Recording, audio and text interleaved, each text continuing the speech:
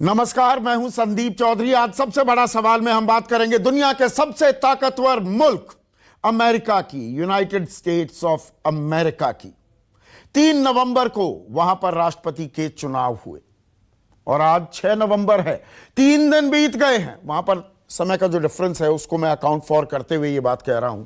3 दिन से वहां जद्दोजहद चल रही है। इस सवाल का जवाब तलाशने की कोशिश हो रही है कि अब की बार अमेरिका में किसकी सरकार, और बहुत ही दिलचस्प जंग चल रही है। कभी कोई आगे, कभी कोई आगे। और मैं बात कर रहा हूं रिपब्लिकन उम्मीदवार मौजूदा राष्ट्रपति डोनाल्ड ट्रंप और डेमोक्रेट उम्मीदवार जो बाइडेन की। और अब जो स्थिति है, 3 दिन बाद 264 इलेक्टोरल वोट्स ले लिए हैं जो बाइडेन ने और 214 डोनाल्ड ट्रंप के खाते में। और आपको हमने बताया है वहां पर 538 इलेक्टोरल वोट्स होती हैं, तो 270 जिसने हासिल कर ली वो राष्ट्रपति बन जाता है। तो जो बाइडेन महज 6 इलेक्टोरल वोट पीछे हैं।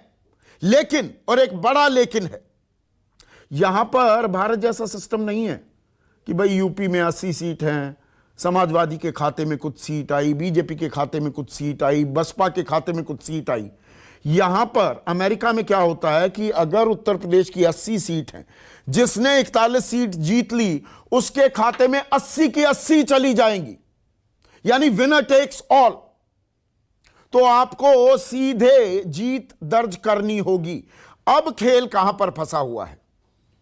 जॉर्जिया, यहां पर 16 इलेक्टोरल वोट्स हैं, Nevada 6 electoral votes, north Carolina 15 electoral votes और पेंसिल्वेनिया यहां पर 20 इलेक्टोरल वोट्स हैं। अब डोनाल्ड ट्रंप, उनको 214 इलेक्टोरल वोट्स मिले हैं, तो बड़ा सीधा सा गणित है, उनको 56 इलेक्टोरल वोट चाहिए। ये सभी राज्य जीतने पड़ेंगे लगभग डोनाल्ड ट्रंप को अगर सत्ता में वापसी करनी है तो। जबकि जो बाइडेन को सिर्फ नवाडा, सबसे छोटा राज्य, 6 इलेक्टोरल वोट्स हैं, वो जीत गए। He is home and dry. वो अमेरिका के अगले राष्ट्रपति बन जाएंगे। वैसे भी एक दिलचस्प आंकड़ा यह है कि जो बाइडेन ने अमेरिकी इतिहास में, चुनावी इतिहास में सबसे ज्यादा वोट पाए हैं, सबसे ज्यादा मत उनके हक में गए हैं। तो आप कहेंगे फिर तो राष्ट्रपति बन जाना चाहिए। ऐसा नहीं होता अमेरिका में। यह मैंने आपको पहले भी बताया। अमेरिका में पिछली दफा 2016 में हिलरी क्लिंटन ने ज्यादा पॉपुलर वोट्स पाए, लेकिन राष्ट्रपति बन गए डोनाल्ड ट्रंप, यही विनर टेक्स ऑल के चलते। तो अभी पेंच अटका हुआ है इन 4 राज्यों में, जिनमें 2 में बाइडेन ने बढ़त बनाई हुई है और 2 में डोनाल्ड ट्रंप ने। लेकिन बाइडेन का पलड़ा भारी दिख रहा है। अब वो प्रबल उम्मीदवार बन गए हैं, दावेदार बन गए हैं राष्ट्रपति पद के लिए। और एक और अहम बात, बड़ी ही रोचक दिलचस्प बात आपको लगेगी, डोनाल्ड ट्रंप सुप्रीम कोर्ट जाने की बात कह रहे हैं। पेंच अटका हुआ है वहां पर पोस्टल बैलेट में। 3 तारीख को जो मतदान हुआ वहां पर ईवीएम का इस्तेमाल नहीं होता। अमेरिका में कोई चुनाव आयोग नहीं होता। हर राज्य के अपने अपने कानून, अपने अपने कायदे होते हैं चुनाव कराने के। तो 3 तारीख को जो वोट डाले गए, दरअसल वो थे लगभग 6 करोड़। 16.5 करोड़ लोगों ने मत का इजहार किया। 10.5 करोड़ लोग, लगभग 68% जनता ने पोस्टल बैलेट का इस्तेमाल किया। और यह पोस्टल बैलेट डालने की प्रक्रिया 18 सितंबर से शुरू हो गई थी। कुछ राज्यों में अभी भी जारी है। आप कहेंगे अरे क्या बात कर रहे हो, चुनाव तो मुकम्मल हो गए, यहां नतीजों की बात हो रही है। अभी भी वोटिंग हो रही है, अभी भी वोटिंग हो रही है और वोटों की गिनती भी हो रही है। और इसमें पेच क्या है, जहां एक बार लग रहा था डोनाल्ड ट्रंप जीत जाएंगे, स्विंग स्टेट्स उनके फेवर में आते दिख रहे हैं। अब दरअसल जो ये पोस्टल बैलेट गिने जा रहे हैं, ये डेमोक्रेट्स के खाते में जाते दिख रहे हैं। जो बाइडेन ने लगातार अपने समर्थकों को कहा पोस्टल बैलेट डालिए, जबकि डोनाल्ड ट्रंप कहते थे नहीं, 3 तारीख का इंतजार कीजिए, 3 तारीख को वोट डालिए, असल वोट डालिए, मेल बैलेट डालने की जरूरत नहीं है। तो 3 और 4 तारीख को जो ये लगा था ना कि डोनाल्ड ट्रंप जीत जाएंगे, वो उस वजह से भी था। ये बात आपको समझाने की और आपको समझने की बहुत जरूरत है। और अब डोनाल्ड ट्रंप, जो मैं दिलचस्प बात कह रहा था, वो सुप्रीम कोर्ट जाने की बात कर रहे हैं। वो कह रहे हैं कि नहीं, ये तो वोट चुराने की बात हो रही है, वोट के जरिए, फर्जी वोटों के जरिए आप सत्ता चुराने की कोशिश कर रहे हैं। आप इमेजिन कर सकते हैं, अमेरिका का राष्ट्रपति अमेरिकी चुनावी प्रक्रिया पर ही सवाल उठा रहा है। यह खिसियानी बिल्ली खंबा नोचे वाला खेल है क्या? उन्होंने हथियार डाल दिए हैं क्या? पहले दिखाता हूं जो बाइडेन और डोनाल्ड ट्रंप क्या कुछ ताल ठोक रहे हैं। फिलहाल सुनिए। We were getting ready for a big celebration. We were winning everything, and all of a sudden it was just called off. The results tonight have been phenomenal, and we are getting ready. I mean, literally, we were just all set to get outside and just celebrate something that was so beautiful, so good. Such a vote, such a success. The citizens of this country have come out in record numbers. It may take a little longer, as I've said all along. It's not my place or Donald Trump's place to declare who's won this election. That's the decision of the American people. But I'm optimistic about this outcome. And I want to thank every one of you who came out and voted in this election. Keep the faith, guys. We're going to win this. Thank you, thank you, thank you. तो दोनों तरफ से ताल ठोकी जा रही है, जीत हमारी, जीत हमारी। ऐसे में आज का सबसे बड़ा सवाल, अमेरिका में ट्रंप की विदाई तय है। ये मैंने 4 राज्यों का आंकड़ा जो आपको दिया, 1 राज्य जीत गए बाइडेन और वो राष्ट्रपति बन जाएंगे। और क्या भारत की बाइडेन से भी होगी ट्रंप वाली दोस्ती? ये बहुत अहम सवाल है। मैंने पिछले कार्यक्रमों में दिखाया है किस तरह से पिछले साल टेक्सास के ह्यूस्टन में अब की बार ट्रंप सरकार के नारे को बुलंद किया था देश के प्रधानमंत्री नरेंद्र मोदी ने। इसी साल कोरोना काल से पहले मोटेरा में नमस्ते ट्रंप कार्यक्रम का आयोजन किया गया था। 1.25 लाख लोगों की भीड़ थी। तो क्या हम बाइडेन के साथ भी ऐसी दोस्ती कर पाएंगे? चर्चा में मेरे साथ एम्बेसडर अशोक सज्जनहार, किसी परिचय के मोहताज नहीं। अमेरिका में भी इन्होंने भारत का झंडा बुलंद किया है, हमारी फॉरेन सर्विस के लिए वहां पर काम किया, वहां के तौर तरीकों को भली भांति समझते हैं, वाकिफ हैं। मेरे साथ लॉर्ड मेघनाथ देसाई लंदन से जुड़ गए हैं, जाने माने राजनीतिक विश्लेषक हैं। 3 दिन पहले मेरे साथ आए थे, कह रहे थे ट्रंप जीतने वाला है। इनसे अब मैं पूछूंगा, अभी भी ट्रंप पर ये बेट करने को तैयार हैं क्या? मनीष चौहान वॉशिंगटन से मेरे साथ जुड़ गए हैं। एक और खास मेहमान प्रोफेसर अभिषेक अमर न्यूयॉर्क में मौजूद हैं। अमरीश त्यागी राजनीतिक विश्लेषक हैं, डेटा को समझते हैं और वहां पर क्या खेल हो रहा है उस पर लगातार नजर बनाए हुए हैं। और मेरे सहयोगी संजीव त्रिवेदी मेरे साथ हैं, और संजीव लगातार सालों से फॉरेन पॉलिसी को ट्रैक करते रहे हैं। तो लॉर्ड देसाई, आप ही से शुरू करता हूं। 3 दिन पहले कह रहे थे ट्रंप की जीत हो रही है, अब बाइडेन लग रहा है Biden will be the next president. Lord Desai.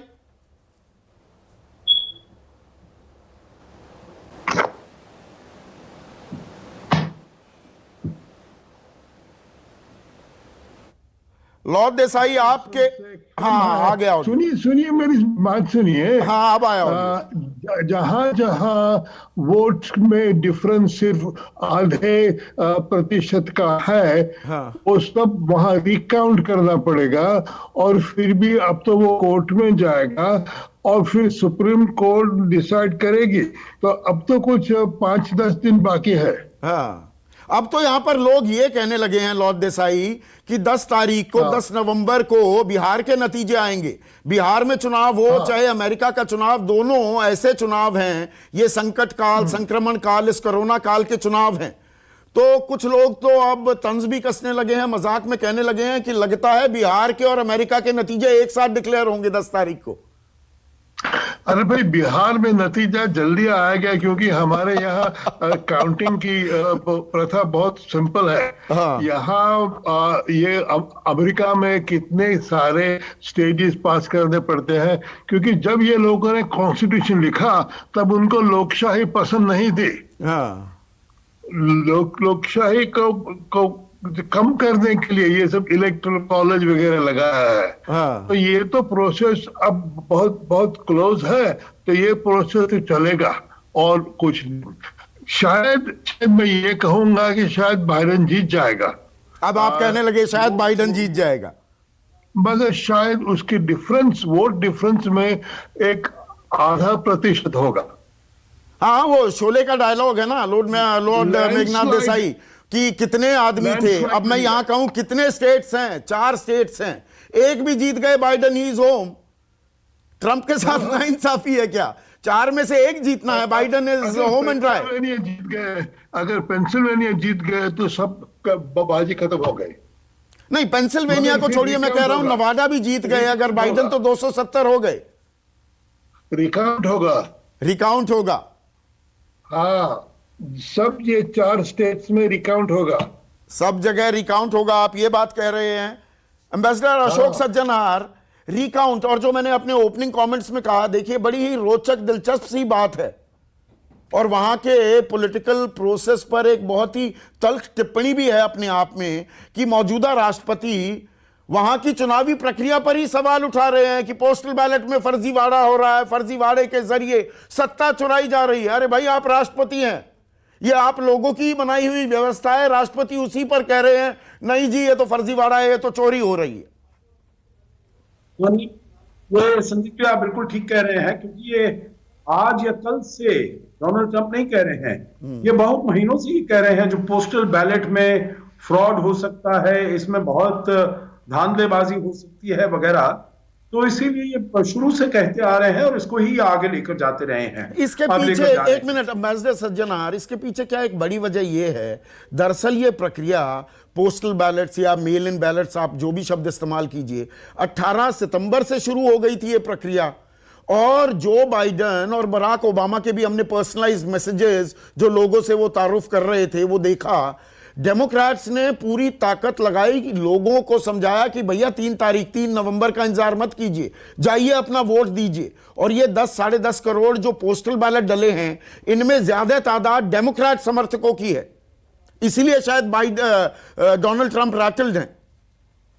जी बिल्कुल, आप ठीक कह रहे हैं। बिल्कुल, आपका जो इसमें एनालिसिस है बहुत ही सटीक है, क्योंकि राष्ट्रपति ट्रंप, आपको पता है जो उन्होंने कोरोना वायरस से कैसे डील किया है, वो तो आखिर मौके तक रैली करते रहे, कोई सेफ डिस्टेंसिंग नहीं था, खुद कोरोना पॉजिटिव हो गए थे जी, स्वयं उससे वो ग्रस्त हो गए।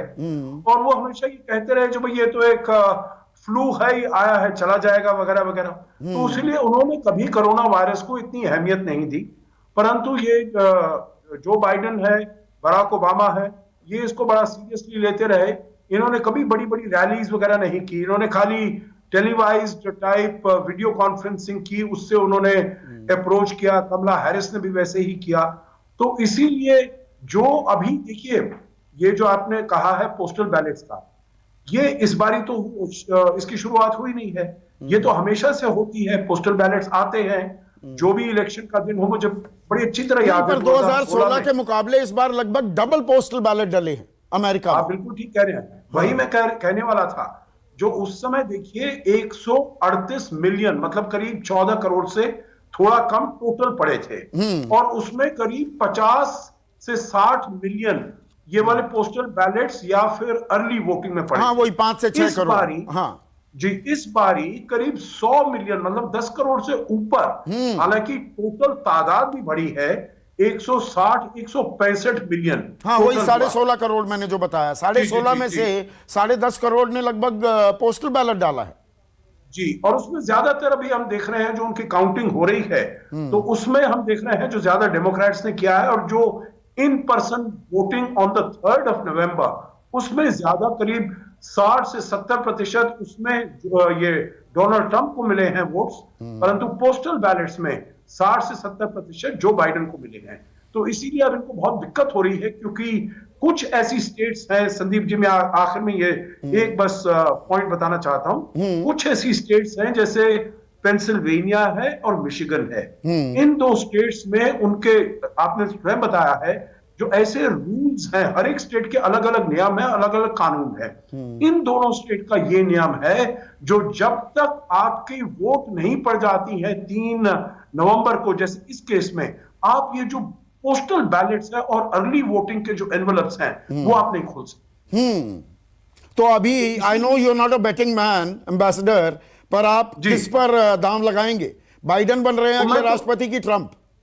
अरे बिल्कुल बाइडन बन रहे हैं। कोई, जैसे आपने स्वयं बताया, मैं आपसे बिल्कुल सहमत हूं, उनके लिए 270 का आंकड़ा पहुंचने के लिए बहुत रास्ते, और जबकि डोनाल्ड ट्रंप के लिए एक ही रास्ता है, जो वो सभी स्टेट जीतने होंगे। और यहां नवादा भी जीत गए अमरीश, तो जो बाइडन अगले राष्ट्रपति बनेंगे।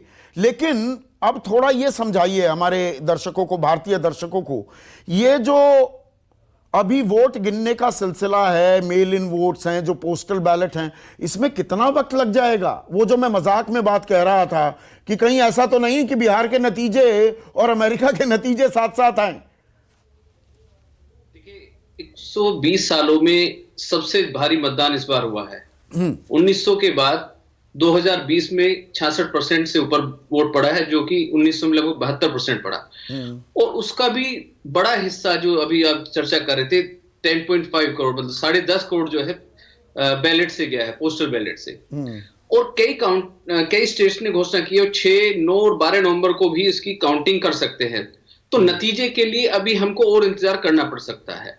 हाल और जो प्रोग्राम के स्टार्टिंग में आप चर्चा कर रहे थे कि बिडेन ने लगातार अर्ली वोटिंग के लिए एक लंबा कैंपेन चलाया था, और डोनाल्ड ट्रंप को यह आशंका थी कि इसमें हमारी हार हो सकती है या इसमें किसी तरह गड़बड़ी हो सकती है, उसके अगेंस्ट लगातार कैंपेन चला रहे थे।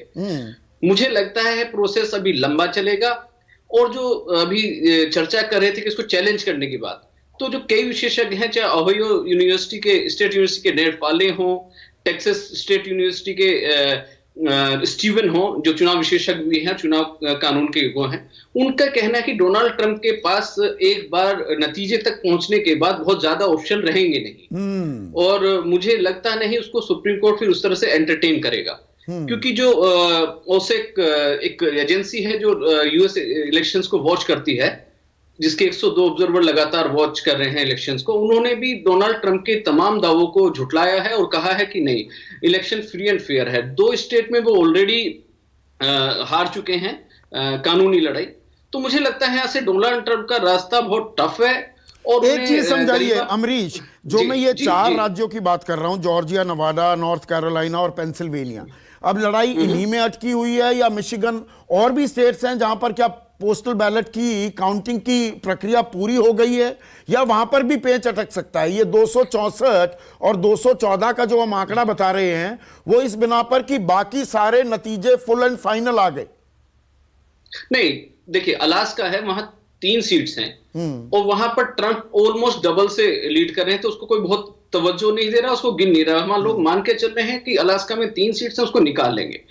बाकी जो स्विफ्ट या स्विंग स्टेट्स है, पेंसिल्वेनिया में बहुत तगड़ी लड़ाई चल रही है इन दोनों के बीच में, जॉर्जिया में बहुत तगड़ी लड़ाई चल रही है, और नवादा में भी ऊपर नीचे चल रहा है। मुझे नहीं, मैं ये कह रहा हूं, एक मिनट, मैं क्लैरिटी चाहता हूं इसमें अमरीश। 50 राज्य हैं, आपने अलास्का का भी जिक्र कर दिया, 4 का मैं जिक्र कर रहा हूं। अलास्का की चर्चा हो नहीं रही क्योंकि 3 जीत भी गए। अगर जो बाइडेन भी जीतते हैं तब भी इन 4 पर दारोमदार है, इसलिए हम अलास्का को पिक्चर में नहीं लेकर आ रहे। बाकी 45 राज्यों के जो नतीजे हैं वो फुल एंड फाइनल है ना? देखिए, वहां पर प्रतिद्वंदी की लीड एक दूसरे को इतनी हो चुकी है कि अब उसके आने वाले जो काउंटिंग वोट है उसका नतीजों पर असर नहीं पड़ना है। अब जो पेंसिल्वेनिया, जॉर्जिया, नॉर्थ कैरोलिना और ये आपका नवादा, ये 4 स्टेट ऐसे हैं जहां पर नतीजों का जो काउंट वोट बचा हुआ है उसका फर्क पड़ेगा। एक सेकंड, प्रोफेसर अभिषेक, नहीं अमरीश, प्रोफेसर अभिषेक सर हिला रहे हैं, मैं 1 मिनट आ रहा हूं। संजीव, प्रोफेसर अभिषेक, आप सर हिला रहे थे, ऐसा नहीं है क्या अभी बाकी 45 राज्यों में भी कुछ खेल हो सकता है क्या? हम 264, 214 जो बता रहे हैं। नहीं, देखिए, आपका जो काउंट है 264 का, उसमें एरिजोना इंक्लूडेड है। हाँ, इंक्लूडेड है। और एरिजोना, हाँ, लेकिन एरिजोना में अभी काउंटिंग हो रही है और बाइडेन का लीड वहां पे कम हो रहा है, राइट? तो बाइडेन पहले वहां 87,000 से लीड कर रहे थे, अब बाइडेन का लीड घट के आ गया है करीब 47,000 के आसपास। और 1% का अंतर होता है तो रिकाउंट करवा सकते हैं आप। हर स्टेट का अलग नियम है, जैसे जॉर्जिया में 0.5 का है, या विस्कॉन्सिन में 1% का है। फिर वहाँ पे रूल थोड़ा डिफरेंट है, जैसे अगर विस्कॉन्सिन में आप रिक्वेस्ट करेंगे रिकाउंट के लिए तो आपको फंड करना पड़ेगा, रिकाउंट का सारा एक्सपेंसेस आपको बेयर करना पड़ेगा। तो एक तो ये है। कुछ स्टेट्स में ऑटोमेटिक रिकाउंट का है कि अगर 0.1 या 0.2 का गैप है दोनों कैंडिडेट्स के बीच में, तो वो ऑटोमेटिक रिकाउंट स्टार्ट हो जाता है। आई थिंक एरिजोना में ये है। तो मतलब आप ये कह रहे हैं, देखिए एरिजोना में 11 इलेक्टोरल वोट्स हैं, तो 264 से दरअसल आप कह रहे हैं हमें जो बाइडेन का आंकड़ा 253 लगाकर चलना चाहिए, करेक्ट? बिल्कुल क्योंकि एपी ने कॉल कर दिया है एरिजोना को। हाँ, एपी का ही मैं नतीजे दिखा रहा हूं, एपी ने कॉल कर दिया है। हाँ, लेकिन वो कंटेस्ट किया है ट्रंप कैंपेन ने, और बहुत बार ऐसा नहीं हुआ है कि एपी ने जब भी कॉल किया है सही किया है। पहले भी एपी ने का कॉल गलत साबित हुआ। एक्चुअली एरिजोना स्टेट में ही 2 साल पहले कुछ था जो गलत साबित हुआ था। तो इसीलिए अभी एक्चुअल काउंट 253 है बाइडेन का, और ये जो रिकाउंट वाली बात है ये स्टेट टू स्टेट वेरी करेगा। तो मतलब 6 कदम दूर नहीं है, 17 कदम दूर हैं दरअसल, और ये प्रोसेस अभी 4-5 दिन और चलेगा। अभिषेक, आप ही के गृह राज्य की बात कर रहा हूं, मैं बिहार से जोड़ रहा हूं। बिहार के नतीजे कहीं पहले आ जाएं अमेरिका के, जहां आप आए।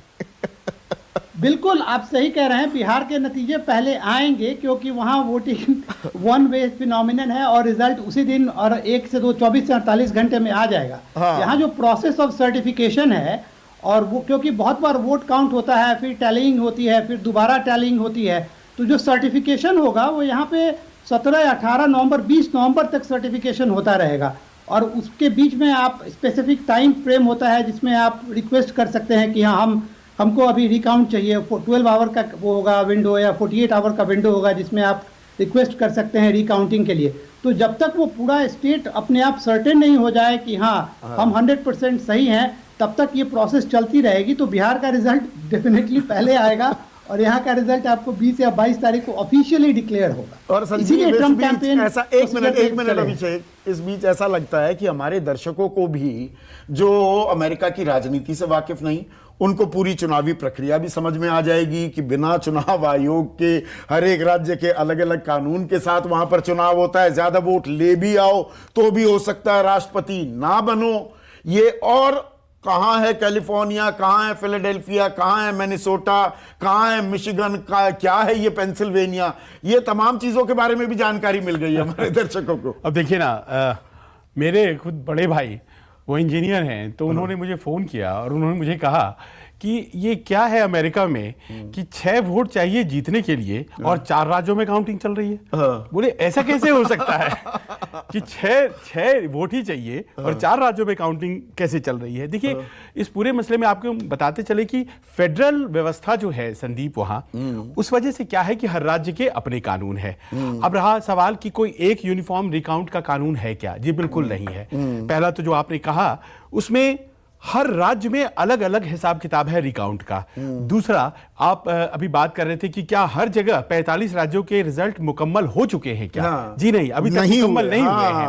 लेकिन वहां पर आप देखिए, जैसे कैलिफोर्निया है, वहां पर 85% मत काउंट हुआ है, न्यू जर्सी में 71% हुआ है, न्यूयॉर्क में 70% काउंट हुआ है। इस तरह से अलग अलग राज्यों में काउंटिंग तो चल रही है, लेकिन आप जानते हैं कि वहां पर कुछ राज्य सेटल्ड राज्य होते हैं, जैसे कुछ रिपब्लिकन को ही जाएंगे। कैलिफोर्निया में सबसे ज्यादा 55 वोट हैं, लेकिन वो रिपब्लिकन को ही जाता है। अलास्का में California is Democrat, not Republican, Democrats को जाता है। अलास्का में सबसे ज्यादा, सबसे कम 3 हैं, वो ट्रंप को जा रहा है, रिपब्लिकन्स को जाता है। तो ये अलग अलग नियम हैं। असली मसला जो डेविल है इस पूरे में, वो है ट्रंप के लिए प्रोसेस।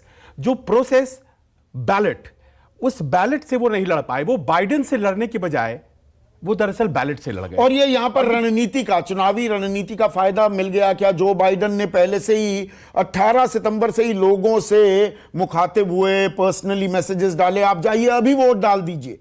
तो मतलब जो फेंस सिटर्स भी थे या मन बना रहे थे, उनको आप एक तरह से प्रोत्साहित कर रहे थे, जाकर वोट डाल दीजिए। बिल्कुल, आपने देखा कि और लोगों की परेशानी थी, कोरोना काल है, संकट काल है, वो जान रहे थे, नौकरियां जा रही हैं, वो जान रहे थे। 6 महीने से ये नैरेटिव वो अपने ट्वीट से, अपने भाषणों से बना रहे थे कि देखिए पोस्टल बैलेट्स का कोई मतलब नहीं होता है और आप डे इन वोटिंग कीजिएगा जिस दिन वोटिंग होगी। लेकिन क्योंकि उन्हें अंदेशा था कि पोस्टल वाले वोट हमारे खिलाफ जाने वाले हैं, क्योंकि कोरोना का हैंडलिंग सही से नहीं हो रहा है, तो वो चाहते थे कि सितंबर में वोटिंग ना हो, अक्टूबर में वोटिंग ना हो। पर ये तो प्रोसेस है। ज्यादातर लोग 3 नवंबर को ही आए। डोनाल्ड ट्रंप ने उस पर दांव खेला, लेकिन 10.5 करोड़ लोगों ने पोस्टल बैलेट के जरिए कोरोना ने सत्यानाश किया और वो लड़ाई कोरोना से हो गई, वो लड़ाई प्रोसेस से हो गई। और यही जो आप बिहार से सिमिलैरिटी ड्रॉ कर रहे हैं, वहां भी यही तय होना है कि बाकी टाइम तो नीतीश कुमार अच्छे शासक कहे गए हैं, कोरोना ने वहां कोई सत्यानाश तो नहीं किया जिस तरह से अमेरिका में किया है। मनीष,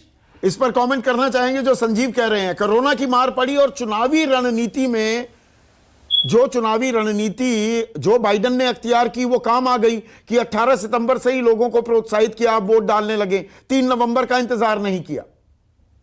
सही बात है। कोरोना को यहाँ पे पॉलिटिसाइज किया गया था। ट्रम्प कैंपेन या रिपब्लिकन जो पार्टी थी वो कोरोना को एक्सेप्ट ही नहीं कर पा रहे थे। कई सारे सेनेटर्स और कांग्रेसमैन ये कह रहे थे कि कोरोना जो है वो मीडिया का होक्स है एंड 4 नवंबर के बाद आपको कोरोना का नामो निशान नहीं आएगा।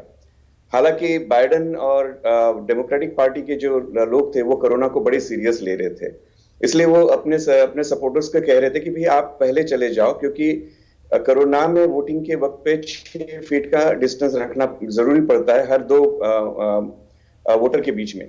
अगर वहां पे लाइनें अगर लंबी हो जाए तो वो लाइनें कई किलोमीटर तक, कई माइलों तक चली जाएगी। ये अवॉइड करने के लिए उन्होंने पहले से कहा था कि आपको अगर लाइन में खड़ा नहीं रहना है तो आप पहले जाके वोट कीजिए या तो फिर मेल से वोट कीजिए। यही बात जो थी वो ट्रम्प और रिपब्लिकन सपोर्टर्स जो है वो मानने के लिए तैयार नहीं थे। सो कोरोना से डेफिनेटली फर्क पड़ा हुआ है। लोग अपने घर के बाहर निकले हुए और उन्होंने जाके बहुत ही भारी तादाद में वोटिंग किया हुआ है। तो मनीष, आप क्या कह रहे हैं? ट्रम्प जीत रहे हैं, ट्रम्प कमबैक कर सकते हैं या Joe Biden home and dry? अभी क्या है कि पिछले 2-3 दिन से हम लोग सिर्फ 270 नंबर पे ध्यान रख रहे हैं। अभी उसके अगर बाइडेन को 270 डेलीगेट्स मिल भी जाते तो भी खेल खत्म नहीं होता है। ये टिपिकल बॉलीवुड की फिल्म है। दिसंबर के 14 तारीख को ये जो डेलीगेट्स होते हैं, डेलीगेट्स हर पार्टी चुनती है। वो अपने जो सपोर्टर्स होते हैं जिन्होंने बहुत काम किया है उनको डेलीगेट्स बनाते हैं। ये डेलीगेट्स 14 दिसंबर को जाके एक्चुअली फिजिकल वोट करेंगे।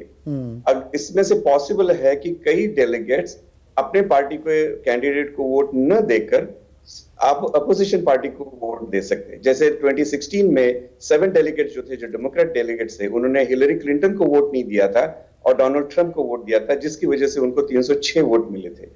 ये भी हो सकता है। हम सारे आंकड़े देख रहे हैं। एक और ट्विस्ट, कहानी में एक और पेंच।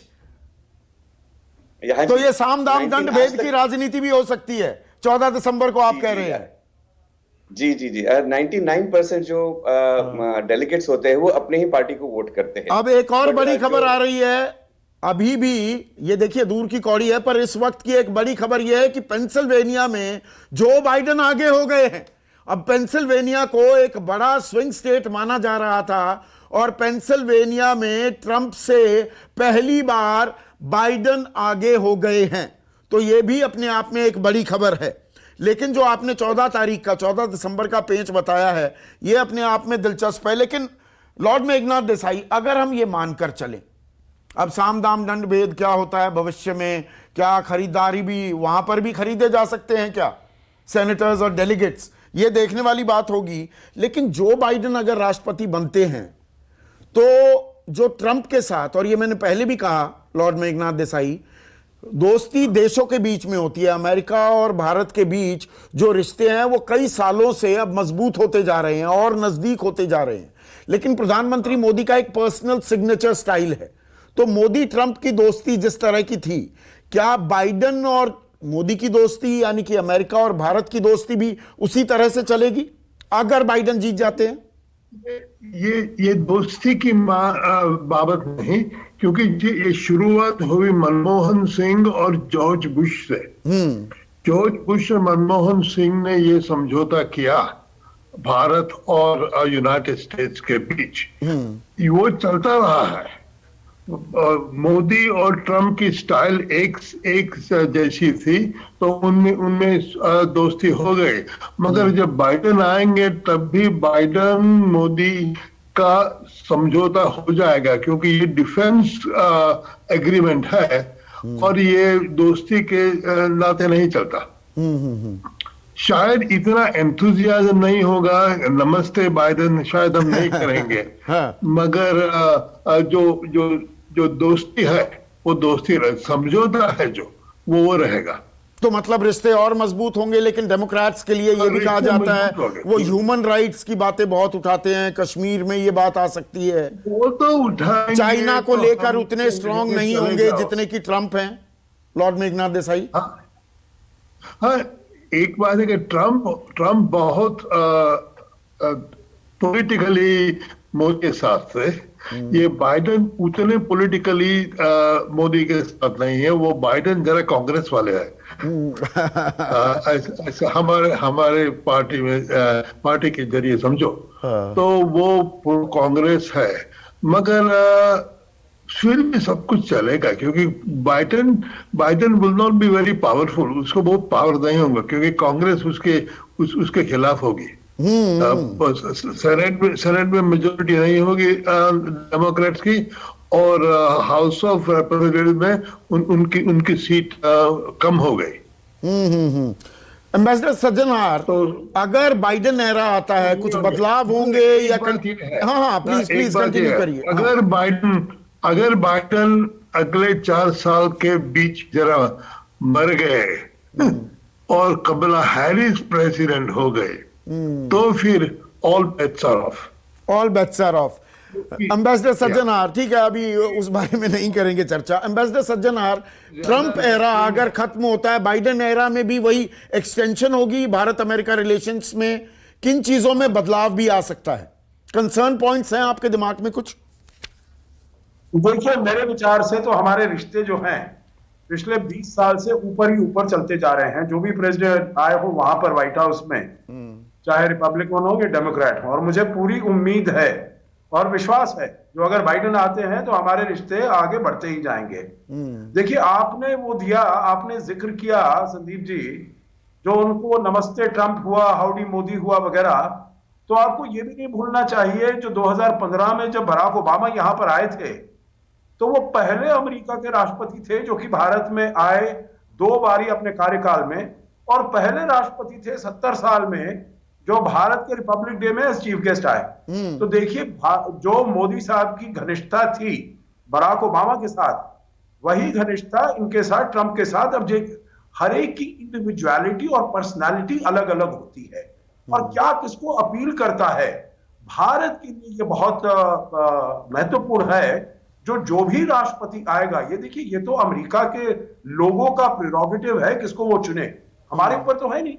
जो भी आएगा उसके साथ हम संबंध अच्छे रखेंगे, पीरियड। अब आपने दूसरा प्रश्न पूछा है जो कहां पर क्या दिक्कतें हो सकती हैं, तो पहले मैं बताऊंगा क्या पॉजिटिव्स हो सकते हैं, 2-3 चीजें, और 1-2 चीजें जहां पर भी थोड़ी दिक्कतें हो सकती हैं। पॉजिटिव ट्रेड रिलेशंस, आपने देखा है ट्रंप साहब आपको बताते हैं आपका जीएसपी भी उन्होंने विड्रॉ कर लिया है, आपको टैरिफ किंग बताते हैं, $17 बिलियन है ट्रेड डेफिसिट हमारा सरप्लस, फिर भी इतना दबाव होता है। मेरे विचार से ये सब खत्म हो जाएगा और हमारी एक अच्छी ट्रेड डील होगी, और हमारे जो आर्थिक रिश्ते हैं वो ऊपर चलते जाएंगे, अच्छे होंगे। दूसरा है इमिग्रेशन के ऊपर, H1B स्पाउस काम कर पाती है वहां पर या नहीं, उसके ऊपर भी मेरे ख्याल से थोड़ा सा हमको मिलेगा, राहत मिलेगी। अब कहां पर हमारी दिक्कतें होंगी, जैसे आपने स्वयं जिक्र किया, जो देखिए चीन के बारे में लोग कहते हैं जो शायद वो सॉफ्ट हो, मुझे नहीं लगता है, क्योंकि मेरे विचार से जो चीन की अग्रेसिव पॉलिसीज हो गई हैं उसमें, और एक बाइपार्टिसन कंसेंसस हो गया है अमेरिका में, भारत के साथ तो अच्छे रिश्ते करेंगे पर चीन का विरोध करते ही रहेंगे, because China has become a systemic rival. खाली अब ये ट्रेड की बात नहीं है, चीन अब चाहता है अमेरिका को अपनी पदवी जो उन्होंने बना रखी है एज द सुपर पावर, उसको हटा दिया जाए और वो खुद बैठ जाए। तो चीन के साथ जैसा भी हो रिश्ते नॉर्मल नहीं होंगे। दूसरा है आपका कहना पाकिस्तान के ऊपर, मेरे विचार से वो लगा रहेगा, उनके ऊपर दबाव बनाएंगे, आतंकवाद।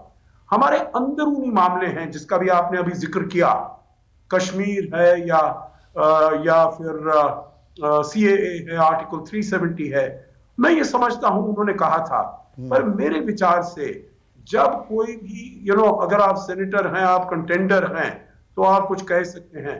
जब आप पोजीशन में आ जाते हैं और ये सारा दारोमदार आपके कंधों पर है, तो आप अपने संबंधों को आगे ले जाना है। ठीक है, तो इसके बारे में बातचीत होगी। हाँ, तो इसीलिए ये हमें चर्चा भी करनी चाहिए। प्रोफेसर अभिषेक, पर एक और बात, और मैं कड़वी बात पूछना चाह रहा हूं आपसे। देखिए, हम भारत में बैठे हुए हमारी एक अपने आप में बड़ी एक सेंस ऑफ इंपॉर्टेंस हो जाती है कि जैसे पूरी दुनिया ही हमें देख रही है, पूरी दुनिया हमारे बारे में बात कर रही है। हम अमेरिका में, अमेरिकी राजनीति में, इस राष्ट्रपति चुनाव में इंडिया कितना फिगर करता है? जो हम बातें कर रहे हैं ना कि भाई बाइडन आ गए, हमारे रिश्तों पर क्या असर पड़ेगा, ये अभी फॉरमोस्ट इंपॉर्टेंस या टॉकिंग पॉइंट है अमेरिका में, या ये जब आएंगे तो पॉलिसी में अगर कुछ बदलाव होना है वो बाद में होगा, एक वो लंबा प्रोसेस है? देखिए, जब बाइडेन कैंपेन अपना कर रहे थे तभी यहाँ कैंपेन के दौरान दोनों कैंपेन ने, एक्चुअली बाइडेन ट्रंप दोनों ने इंडियन कम्युनिटी के साथ को रीच करने की कोशिश की। दोनों ने, जैसे उनके कैंपेन वेबसाइट पे आप जाएंगे तो देखेंगे Biden for Hindus, Trump for Hindus, इस तरह से करके भी, मतलब रिलीजियस कैटेगरीज में भी बांट करके ये लोग टारगेट करने की कोशिश कर रहे थे। तो यहाँ भी हिंदू राष्ट्र हुए नहीं ना कि Biden for Hindu, Trump for Hindu, वो भारत को ही नहीं समझ पाए। हाँ, तो ये, लेकिन कम्युनिटी के हिसाब से ये लोग कोशिश कर रहे थे कि इन कम्युनिटीज तक पहुंचे। लेकिन देखिए, एक यहाँ पर एक पर्सपेक्टिव और है कि इंडियन कम्युनिटी जो अमेरिका में है वो पहले के जैसा नहीं है कि अब, मतलब एक सिग्निफिकेंट पॉपुलेशन है, वोटिंग पॉपुलेशन है, कम्युनिटी अच्छा कर रही है, एजुकेटेड है, they are on top positions, चाहे वो टेक सेक्टर में देख लें, फिनांस में देख लें, एकेडेमिया में देख लें, मेडिसिन में देख लें, इंजीनियरिंग में देख लें।